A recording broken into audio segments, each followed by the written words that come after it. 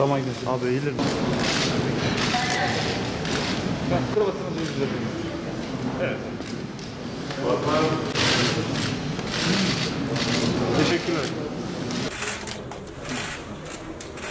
Değerli arkadaşlar,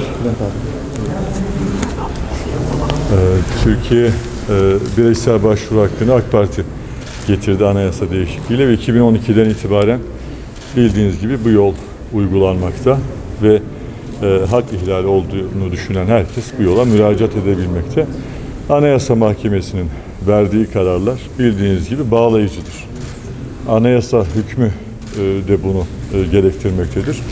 Anayasa Mahkemesi kararlarının bağlayıcılığı, anayasanın bağlayıcılığından kaynaklanmaktadır. Dolayısıyla hukuk güvenliği, hukukun üstünlüğü anlamında olması gereken Anayasa Mahkemesi kararlarının uygulanmasıdır. Anayasa Mahkemesi kararları idareyi, tüm kurumları, gerçek ve tüzel kişileri ve mahkemeleri bağlar. Dolayısıyla esas itibariyle hukukun bu anlamda uygulandığı yerlerde, mahkemelerde de Anayasa Mahkemesi kararına uyulması hukukun bir gereğidir. Elbette Anayasa Mahkemesi kararlarının hepsine katılmadığımız, kabul etmediğimiz bu süreçte de dahil söylenecek, gerekçeli karar açıklandığında da çok şey vardır. Tartışılacak, kabul edilmeyecek ama bu uygulanmayacak anlamına gelmez. Kararlar uygulanmak için vardır.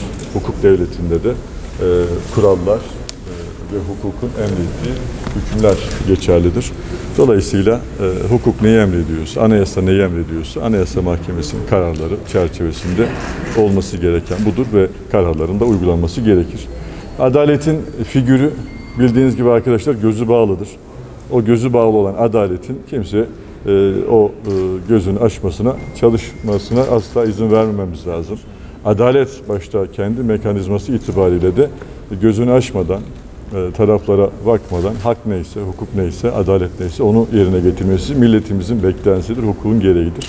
Dolayısıyla olacak olan hukukun emrettiği şeydir. O da Anayasa Mahkemesi'nin kararlarının bağlayıcılığı ve hukukun uygulanması, üstünlüğü, hukuk güvenliğidir.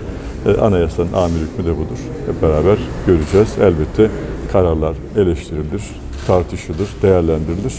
Katılmayız ama uygulama hukukun bir gereği, emri. Şimdi değerli arkadaşlar, kadınların onuru, haysiyeti her şeyin üstünde. Hele anneler olunca anneler başımızın tacı. Cennet annelerin ayağı altına serilmiştir. Annelerin elleri öpülesi, ayakları öpülesi en kutsal varlıklardır.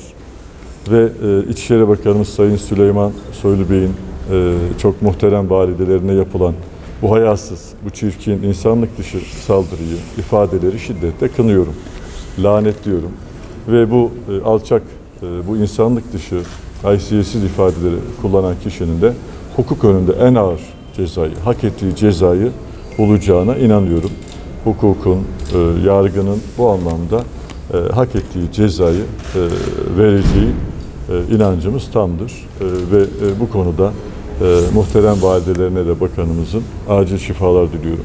Çok sevdiğimiz ve bu süreçte de üzüldüğümüz, dua ettiğimiz muhterem validelerine ve bu konuda dualarımızı iletiyoruz. Geçmiş olsun dileklerimizi iletiyoruz. Hiç kimsenin annesine, hiç kimsenin eşine, çocuklarına, ailesine kimsenin küfretme, kötü söz söyleme hakkı yoktur. Bu konuda aile bizim en kutsalımızdır. Kadınlar onurumuzdur, insan onurudur.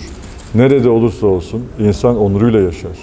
Kimin annesi olursa olsun, kimin evladı olursa olsun, kimin eşi olursa olsun en ağır şekilde elbette kınamak ve bu konuda bu tür yakışıksız ifadeleri de engellemek hepimizin görevi. Bu konuda yasalarda da bir ihtiyaç olması halinde kanunlar toplumun ihtiyaçları için çıkartılır. Elbette bunlarla ilgili de değerlendirmeler yapılması gerekir. Bu konuda bu tür müeyyideleri daha artırıcı, hiç kimsenin ailesine, kişilik onuruna zedelemeyecek ne gibi ağır müeyyideler, ihtiyaçlar varsa bunların da konuşulması elbette tabiidir. Bunların konuşulacağı yer, bu ihtiyaçları da kanun yapımı parlamentodadır, yargı dağıtımı mahkemededir, sosyal medyada değil.